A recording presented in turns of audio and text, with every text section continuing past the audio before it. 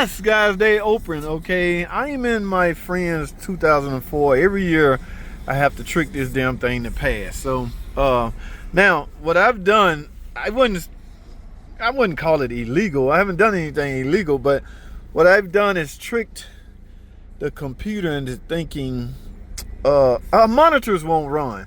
So when that happens, it's almost like a glitch in the computer. So you can sometimes flash your way out of a glitch, but this is a 2004 model. Ain't no flash in this PCM.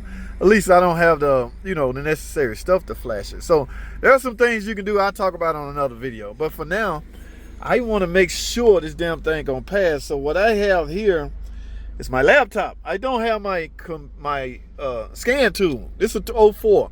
So this is going to take either a DRB. Now, there are some generic scan tools out there that will work too. But I've already totally wiped out the memory, went on a drive to run the monitors. There's only 4 monitors on the 04. I need 75%. You know what that means? I got to have at least 3 saying complete. So what I'm about to do is check and make sure they're complete before I go do this. Because if they showing complete on my end and she failed me, there's something wrong with her machine. So let me set my scan tool up and show y'all what I'm talking about. Guys, here's my topology, my DRB simulator. Yes, let me see if I can remember this. Standalone, yes, enter. Yes, this is a 2004. I want all. I want engine. What I want to go to is OBD because I want to see what my carb readiness says before I attempt this emission test. It's determining controller type right now and it's asking me to freaking please wait. I don't want to wait. Okay, that was quick. All right, this is turbo. As you can see, we're gonna go enter. We're gonna stroll down to where it say OBD 2 monitors maybe. There's no codes. I don't have any check engine light on. Let's take a look at that. Car readiness. Now this will tell you if you're gonna pass or not. Let me click that and yes, I got yes in all categories. You know what that means? That means when I shut the car off, because I started it cold this morning. Well, when I shut it off, the small evap leak purge system, that monitor ran and gave me a yes. So technically, I only needed 75% for a quarter. That's a quarter a piece, right? So I could have been missing 1 and still pass. But look at that, guys. I'm ready. I'm carb ready. Damn it! I want my emission. Now I shouldn't get no kickback from this young lady. All right. So that, my friend, is enough to pass emission. So now let me whirl around here. I promise you, if she tell me I fail, now only thing she can fail is the gas, the pump, the cap, the gas cap. I don't know why this thing cars have onboard diagnostic. All right, which means if there's a evap leak, remember the gas cap seals or tries to seal off any escaping fuel vapors. That's the whole point of the evap system. So if the computer picked up no problems, why in the hell do they little gas cap machine pick up a problem? Like, ma'am, my onboard diagnostic says that my evap system is on par. Okay, so why on earth do y'all fail people for gas cap?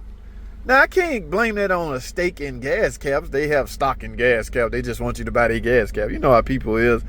Because they don't sell gas caps. So I don't know why, what's with the discrepancy between their gas cap tester and the car's onboard diagnostic tester. Because remember, like I just explained, if that gas cap was leaking, as they say it is, with a little tester, that means I should fail from a ESM test, a fuel vapor test. Yeah, I should fail because my gas cap leaking. But machines can tell you that system is on point, and you can come up here and get a failing grade. So what we finna do now is I got one guy in front of me, so I'm gonna wait till he done. We're gonna go in here and get this thing. Got 67,000 miles on the 04 model. All right, y'all get that? Do y'all understand that? Now, I told her that even though you don't have enough miles to qualify for a timing belt, you need a timing belt based off age. Think about this for a second. We're in 2025. This is 2004. That's 21 years.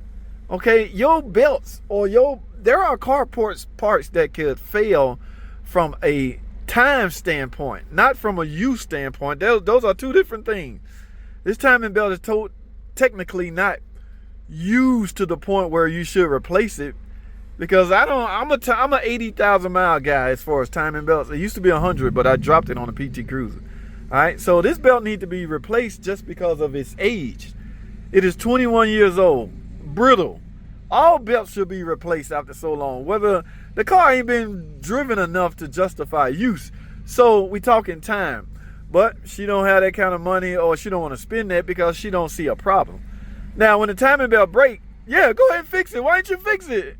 You know, y'all know them type of customers. You try to warn them. The risk in that is this technically not an interference engine. So if that, well, am I saying that backwards? I might be saying that backwards. If that belt break, you can potentially bend valves.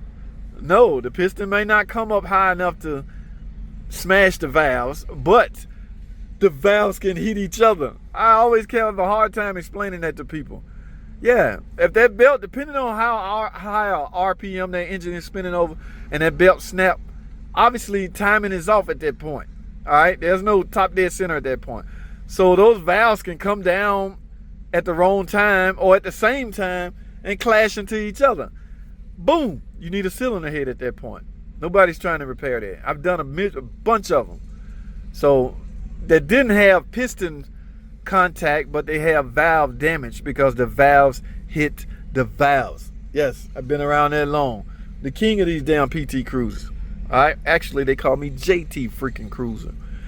But that's another story. All right, will you hurry up and get out the way, truck, so I can get my guys? I'll see y'all after she's done, because I'm gonna go 8 if she failed this car and I'm technically seeing that it's ready to pass. Carb readiness is what you need to look at before you go.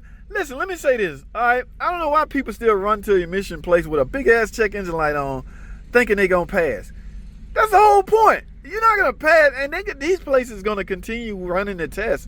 They can turn your key on and see that. They gonna go right along with it because they get paid. I get it.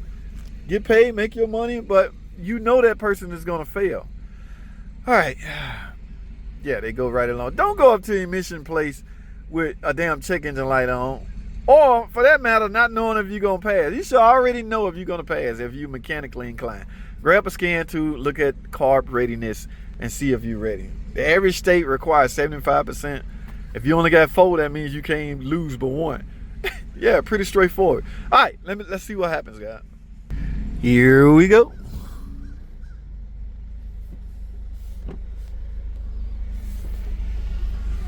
Hey, it's good. What year do you have? 2004.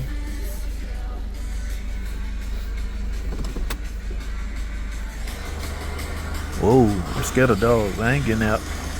No sirree, Bob. Is those German Shepherds? Pit Bulls? I don't damn know. Sure ain't no damn puppies. She look like one of the good dog gatekeepers. No sir. Oh, them dogs ain't gonna bite us. That's all you gotta say, you'll be alright.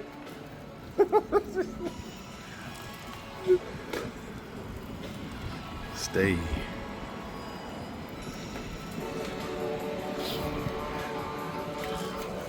I ain't trying to get ate up a bit by nobody. I once heard a couple people say state emissions are a scam. I hear that all the time. $1 more for using. Okay. Yeah, I hear state emissions is a scam. I'm not sure I totally agree with that, because your county votes on stuff like that, and it's can be a revenue stream. I get that, but these people only making $25 a car. No, it's just open on its own. So I don't know, but we'll see. So they still do a bulb check. Y'all see what she made me turn the ignition on? I guess to see if the check engine light would even light up. Back in the day, we had a problem with a lot of people taking the bulb out, as if that's gonna. You still gotta plug into the data link and connect it, so that don't do nothing. So I don't know why people are doing stupid stuff like that. Oh, it passed? Yeah. not a pit bull. I don't know. That's why I asked. What kind is it? It's a husky and a Malibu. Husky and a Malibu. Okay. Whoa! She didn't take too kindly of me calling her dogs a pit bull. She don't care if she don't care if I know dogs or not. Well, I passed, guys. So, yeah. So my little plan, I would just want to see was there gonna be some type of discrepancy, but there wasn't. All right. Some shops they be acting funny. All right. That's all I have, man. I gotta go. Thanks for freaking tuning in.